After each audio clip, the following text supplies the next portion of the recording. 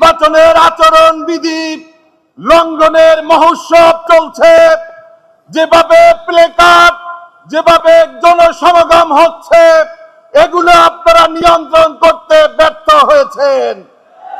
আপনারা ব্যর্থ হয়েছেন।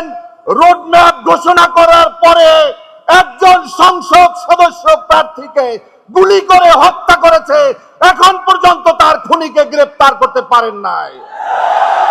আপনারা এখন পর্যন্ত বাংলাদেশ থেকে এই 17 বছরে লক্ষ লক্ষ বৈধ অস্ত্রের আড়ালে লক্ষ লক্ষ অবৈধ অস্ত্র রয়েছে, সেগুলোকে উদ্ধার করতে আপনারা পারেন নাই।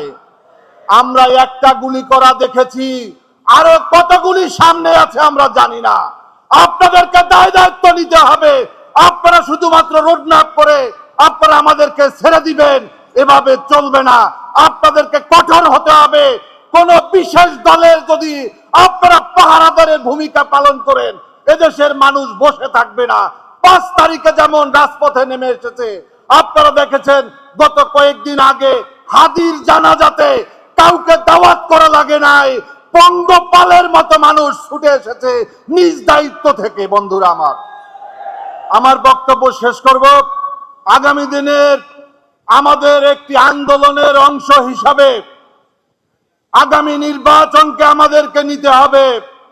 এই 17 বছর যে আন্দোলন সংগ্রাম করেছি, তার ফলাফলের জন্য আগামী নির্বাচন। সেই নির্বাচনে আমরা নতুন করে শপথ নেব, এই সংসদে কোন টেন্ডারবাজের কোন সর্দার যেতে পারবে না। এই সংসদে কোন দখলবাজ যেতে পারবে না। এই সংসদে কোন দুর্নীতিবাজ যেতে পারবে না।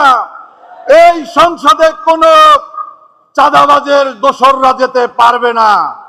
আমাদের সবাইকে একত্র হয়ে ঐক্যবদ্ধভাবে আমাদেরকে কাজ করতে হবে।